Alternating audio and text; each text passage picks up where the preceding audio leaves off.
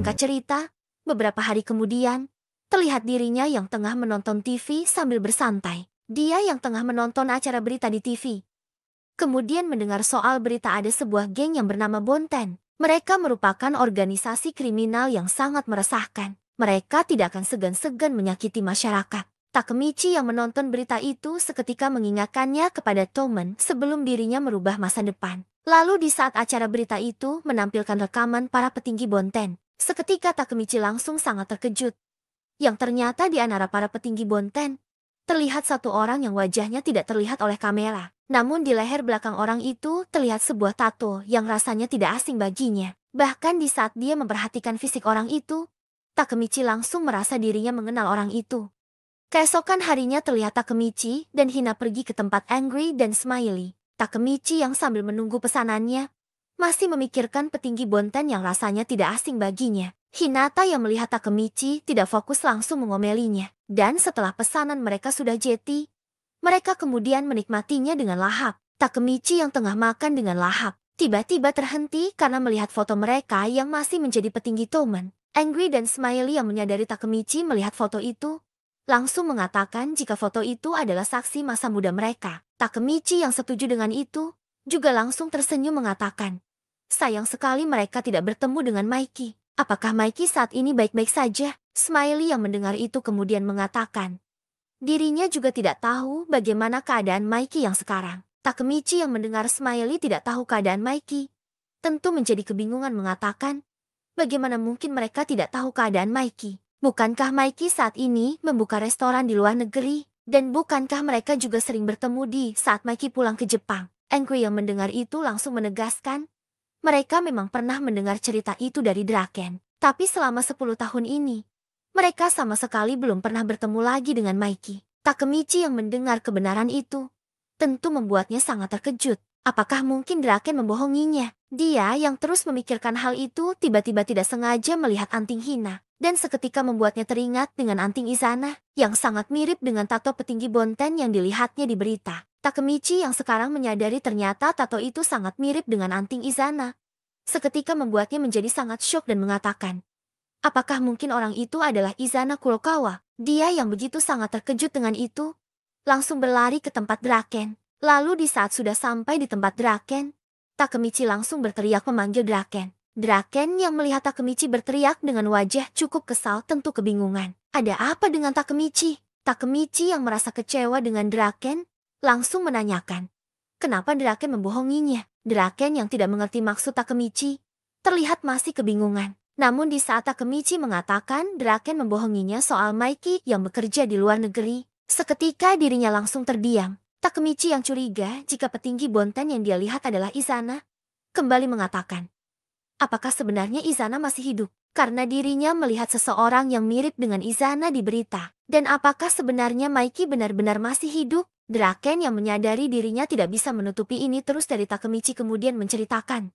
Maiki, dia mengucapkan selamat tinggal kepada kami 12 tahun yang lalu. Aku tidak tahu apakah dia masih hidup atau sudah mati sekarang. Kami berbohong kepadamu karena kami ingin kau hidup bahagia. Jangan kesal dengan Chifuyu. Aku yang memintanya untuk ikut berbohong tentang ini. Lalu sambil terlihat sangat serius, Draken kembali mengatakan, kumohon berhentilah mencari tahu soal Maiki Takemichi. Terakhir kali aku melihat Maiki, 12 tahun yang lalu. Dia tidak seperti Maiki yang aku kenal. Setelah bertemu dengan Draken, Takemichi kemudian mengajak Naoto untuk bertemu. Naoto yang ternyata sebelumnya disuruh mencari tahu soal Bonten, kemudian memberikan sebuah berkas dan mengatakan, aku sudah menyelidiki geng yang bernama Bonten, dan pria berambut putih yang kau minta. Geng Bonten adalah organisasi kriminal terjahat di Jepang saat ini. Dengan kata lain, mereka seperti geng Chomen di masa depan sebelumnya. Dan pria berambut putih yang kau lihat adalah ketua mereka. Takemichi yang mendengar itu langsung mengatakan,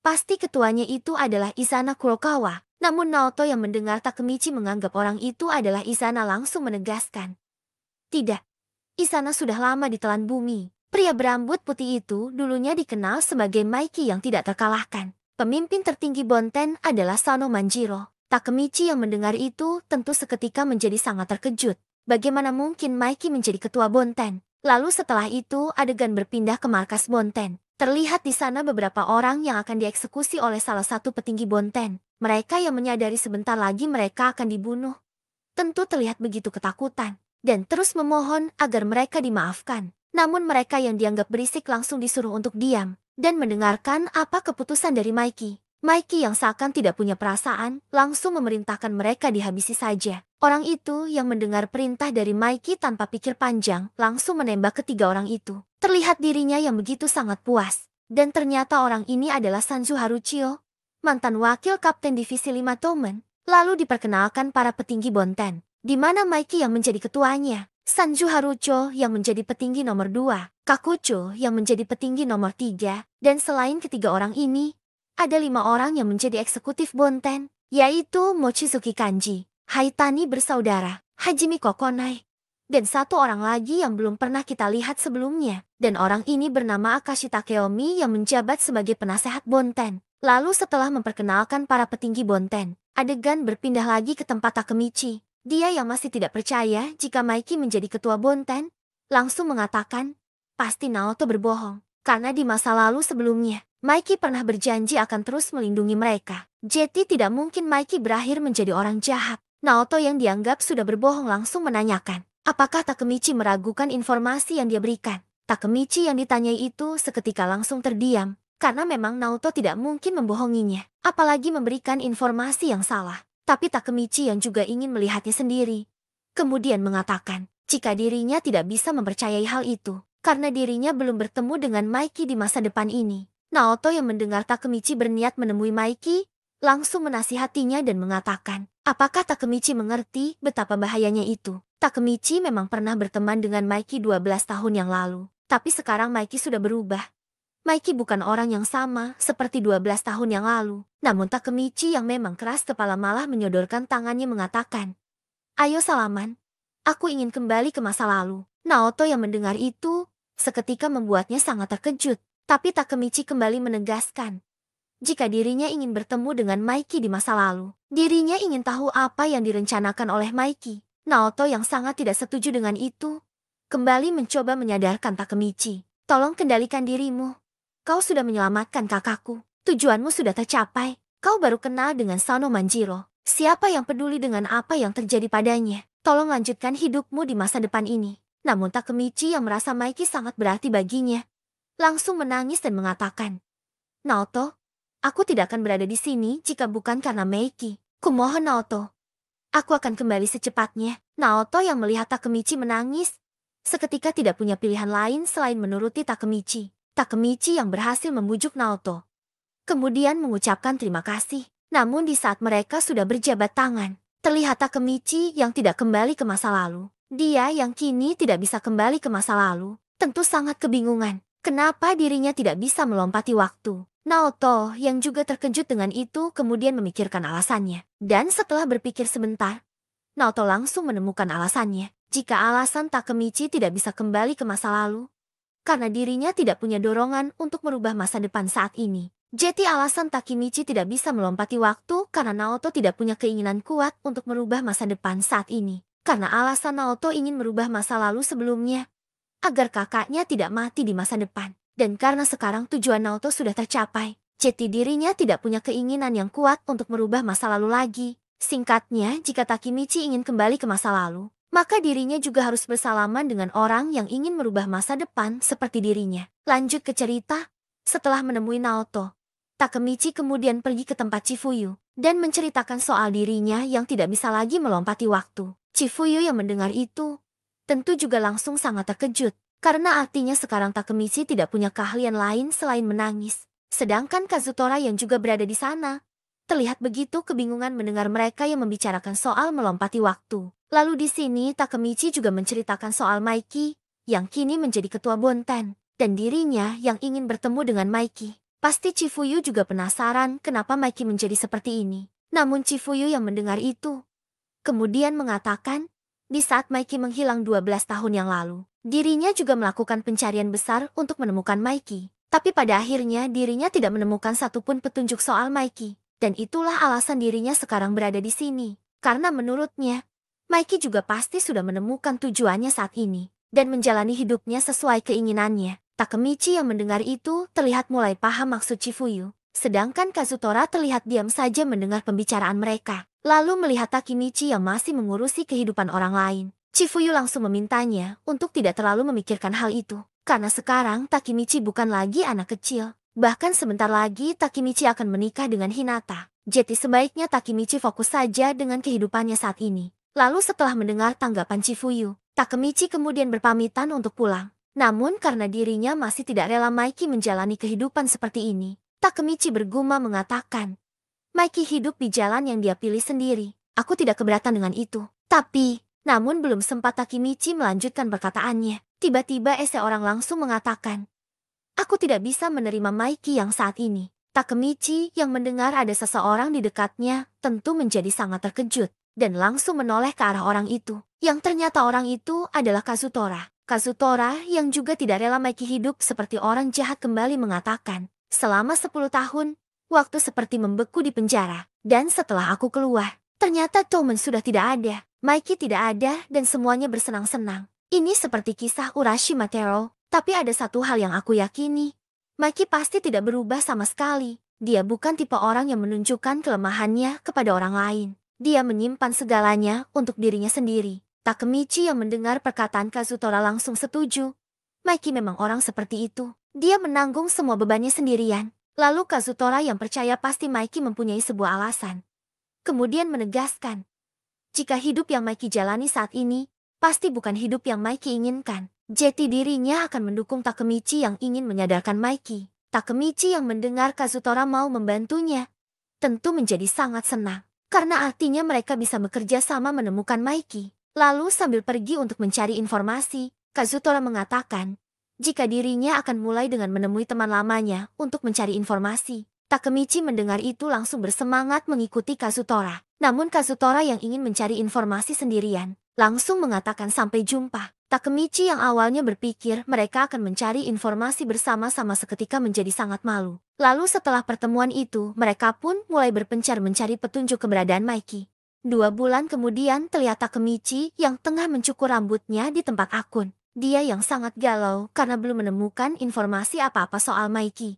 Kemudian ditenangkan oleh akun dan mengatakan anak-anak Miso Middle juga terus mencari informasi mengenai geng Bonten. Takemichi yang mulai menyadari mencari informasi mengenai Bonten mungkin berbahaya. Kemudian menyerah akun memberitahu anak-anak Miso Middle untuk berhenti. Akun yang mendengar itu langsung menanyakan, apakah Takemichi sudah menyerah? Takemichi yang ditanyai itu dengan tegas mengatakan, jika dirinya tidak akan pernah menyerah sampai kapanpun, dirinya pasti akan bertemu dengan Maiki suatu hari nanti. Lalu beberapa saat kemudian, terlihat Takemichi yang ditelepon oleh Hakai. Dan tujuan Hakai menelpon Takemichi yaitu untuk mengajak Takemichi membuka kapsul waktu yang pernah mereka buat 12 tahun yang lalu. Takemichi yang diajak membuka kapsul waktu seketika langsung teringat kenangan mereka 12 tahun yang lalu. Terlihat saat itu, mereka yang mengubur kapsul waktu bersama-sama. Maiki yang saat itu sangat senang kemudian mengajak mereka untuk berjanji, jika 12 tahun lagi, tepatnya di hari peringatan terbentuknya Tomen, mereka semua harus berkumpul di kuil Musashi, dan membuka kapsul waktu bersama-sama. Mereka semua yang mendengar itu langsung tersenyum setuju. Lalu setelah melihat sedikit kenangan mereka, adegan berpindah memperlihatkan mereka yang kini sudah berkumpul di kuil Musashi. Lalu karena Maiki belum datang, mereka memutuskan untuk menunggu Maiki dulu,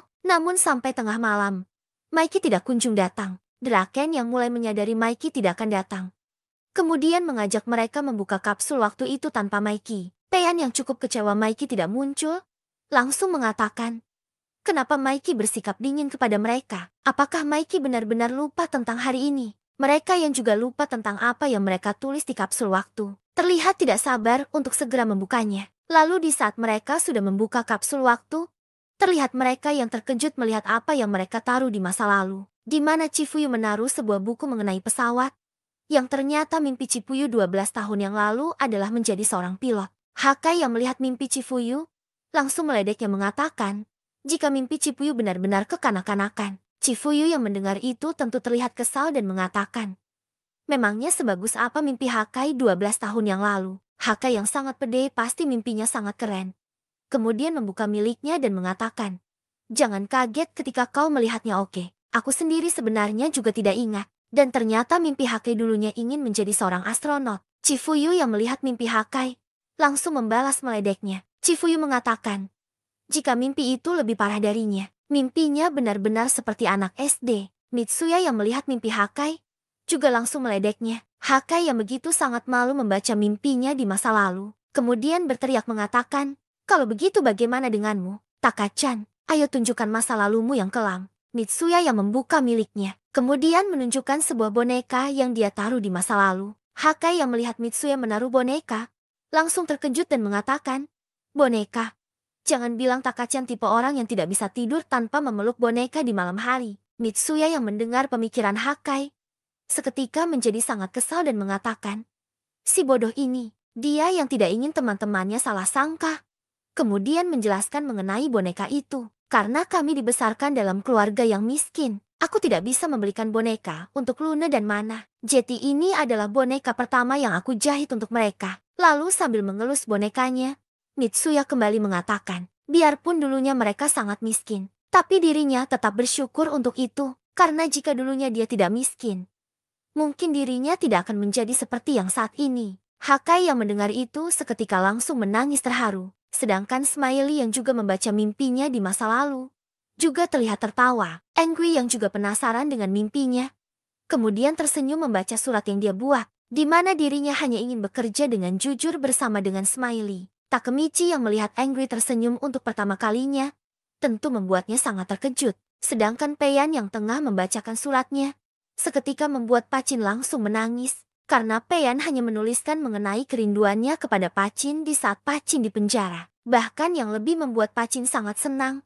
Peian juga menaruhkannya sebuah buku kesukaannya. Sedangkan Takemichi yang penasaran dengan Draken, kemudian menghampirinya dan menanyakan apa saja yang dimasukkan Draken di kapsul waktu. Draken yang sambil memegang sebuah foto, kemudian menunjukkannya, yang ternyata itu adalah foto mereka di saat masih menjadi anggota Tomen. Lalu di sini, Draken membacakan surat yang dia tulis di masa lalu, untuk Ryugu Jiken di masa depan. Apa kau baik-baik saja? Apa kau masih suka motor? Apa kau sudah menikah?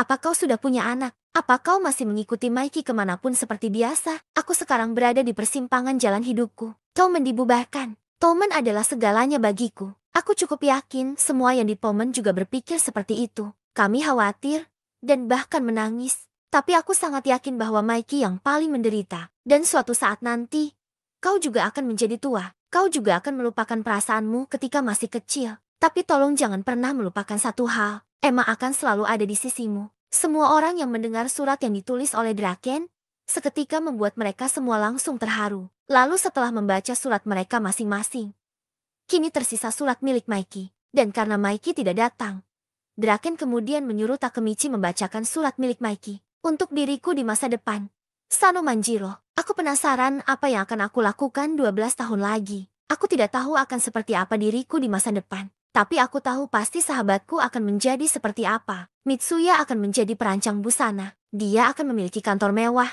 dan membuat pakaian yang bergaya. Dan karena Hakai sangat dekat Mitsuya, dia pasti akan bekerja di industri yang serupa. Dia akan menghabiskan banyak waktu di tempat kerja Mitsuya. Sedangkan untuk Pachin, dia pasti akan mewarisi agen perumahan ayahnya. Dan Peian pasti akan mengikuti Pachin kemanapun. Dan untuk Smiley, dia akan pergi dan melakukan banyak hal yang gila. Tapi dia akan baik-baik saja selama bersama dengan Angry. Dan untuk Draken, dia hanya punya satu pilihan. Dia pasti akan memiliki bengkel motor. Aku kenal dia lebih dari siapapun. Jadi aku tahu itu. Dan untuk Chifuyu, dia pasti akan melakukan sesuatu yang mengingatkannya dengan Baji. Lalu untuk Takemichi, jika kau dan Hinata tidak berakhir bahagia, maka aku akan menghabisimu. Aku membubarkan Tomen bukan hanya demi masa depan Takemichi, tapi juga untuk yang lain. Tomen bukan tempat untuk kalian tumbuh dewasa. Jati semuanya, tolong lanjutkan perjalanan untuk menemukan jati diri kalian. Aku juga akan melanjutkan perjalanan hidupku sendiri dan menemukan sesuatu yang berharga bagiku. Aku mungkin tidak akan bertemu kalian lagi, tapi kalian pasti mengertikan. Tidak peduli seberapa jauh kita satu sama lain, kita akan selalu terhubung. Sedangkan di tempat lain, terlihat Maiki yang tengah duduk menatap langit. Kakucho yang menyadari Maiki tengah memikirkan janjinya bersama teman-temannya kemudian menanyakan, apakah Maiki yakin tidak akan menemui teman-temannya? Maiki yang mempunyai sebuah alasan, kemudian menjawab, ya lebih baik seperti ini. Lalu di tempat Maiki dan yang lain, terlihat mereka mulai mengerti maksud Maiki. Tidak peduli seberapa jauh mereka terpisah, mereka pasti akan selalu terhubung. Mikey melakukan ini agar mereka mengejar mimpi mereka masing-masing. Dan pasti Mikey saat ini juga tengah memikirkan mereka. Setelah itu, mereka pun beranjak untuk pulang. Takemichi yang melihat mereka semua akan pulang, terlihat begitu kesal. Bisa-bisanya mereka melupakan miliknya. Namun di saat Takemichi membuka kotak miliknya, dirinya menemukan sebuah kaset di bawah suratnya. Dia yang merasa tidak pernah menaruh sebuah kaset, tentu penasaran dengan apa isi kaset itu. Keesokan harinya, Takemichi pergi ke toko elektronik untuk memutar kaset itu. Dia kemudian terkejut di saat memutar kaset itu, yang ternyata itu adalah rekaman aktivitas Mikey bersama keluarganya. Dia yang terus menonton video keseharian Mikey bersama keluarganya tentu menjadi sangat terkejut. Kenapa kaset itu bisa berada di kotaknya? Namun tiba-tiba terlihat rekaman Mikey 12 tahun yang lalu. Mikey yang memang sengaja menaruh kaset itu untuk Takemichi kemudian mengatakan, untuk Takemichi 12 tahun yang akan datang, sudah banyak yang aku katakan di suratku. Tapi ada satu hal yang ingin aku bicarakan denganmu. Terkadang aku merasa tidak bisa mengendalikan diriku. Seolah-olah aku mempunyai diriku yang lain. Lalu dengan tatapan yang begitu sangat serius, Mikey mengatakan, jika dirinya mempunyai Dark Impulse. Dark Impulse adalah sebuah penyakit di dalam diri seseorang. Biasanya orang yang mempunyai penyakit ini mempunyai hasrat yang tinggi untuk menghabisi seseorang dengan brutal. Dan biasanya orang itu tidak sadar jika dirinya melakukan tindakan seperti itu. Kurang lebih orang itu seperti mempunyai kepribadian ganda. Satu kepribadian baik dan ramah, dan satu lagi kepribadian yang kejam serta ingin menghabisi seseorang. Dan Mikey adalah orang yang mempunyai kepribadian ini. Mikey bisa menjadi orang yang sangat baik, tapi jika perasaannya sedang hancur, Mikey akan menjadi sosok yang sangat brutal, dan bahkan tidak segan-segan untuk menghabisi seseorang. Dan itu terjadi ketika dirinya menghabisi Kazutora. Sebelum Takemichi merubah masa lalu, lanjut ke cerita. Karena Mikey menyadari dirinya punya penyakit ini, jadi dirinya sangat takut akan menjadi seperti apa di masa depan. Pasti teman-temannya tidak akan nyaman berada di dekatnya. Bisa saja dirinya menyakiti teman-temannya sendiri. Karena itu, dirinya sengaja menjauh dari mereka semua. Lalu sambil kembali terlihat serius, Mikey meminta Takemichi berjanji untuk menjauhi dirinya, dan meminta Takemichi untuk tidak kembali ke masa lalu menyelamatkan dirinya. Karena apa yang dilakukannya di masa depan nanti, itu merupakan keinginannya sendiri. Lalu sambil tersenyum sangat tulus, Mikey meminta Takemichi untuk hidup bahagia. Dan setelah melihat isi kaset dari Mikey, Takemichi kemudian kembali dengan perasaan sangat bingung. Apakah yang dilakukannya itu salah? Apakah memang dirinya tidak usah ikut campur dan membiarkan Mikey menjalani kehidupan sesuai keinginannya? Takemichi yang terus berjalan dengan perasaan sangat bimbang, tiba-tiba bertemu Kazutora yang sudah menunggunya di depan apartemennya. Kazutora yang ingin menemui Takemichi langsung menghampirinya dan mengatakan, jika dirinya mempunyai petunjuk mengenai geng Bonten. Namun Takemichi yang berubah pikiran untuk mencari Mikey, langsung menanggapinya. Jika sekarang dirinya tidak perlu informasi mengenai geng Bonten. Kazutora yang mendengar Takemichi berkata seperti itu, tentu menjadi keheranan. Kenapa Takemichi mengatakan hal itu? Takemichi yang sambil meninggal Kazutora langsung menjawab mengatakan, jika sekarang dirinya tidak akan ikut campur lagi. Karena sekarang dirinya menyadari, jika jalan yang saat ini Mikey pilih adalah keinginannya sendiri. Beberapa hari kemudian Takemichi dan Hinata bersama teman-temannya pergi ke tempat Mitsuya. Mereka yang membantu menyiapkan baju pernikahan Takemichi kemudian menunjukkan gaun yang akan dipakai oleh Hinata. Takemichi yang melihat gaun Hinata seketika terpukau dengan Hinata yang semakin terlihat sangat cantik. Teman-temannya yang juga terpukau melihat kecantikan Hinata langsung memujinya dan mengatakan Takemichi sangat beruntung memiliki wanita secantik Hinata. Takemichi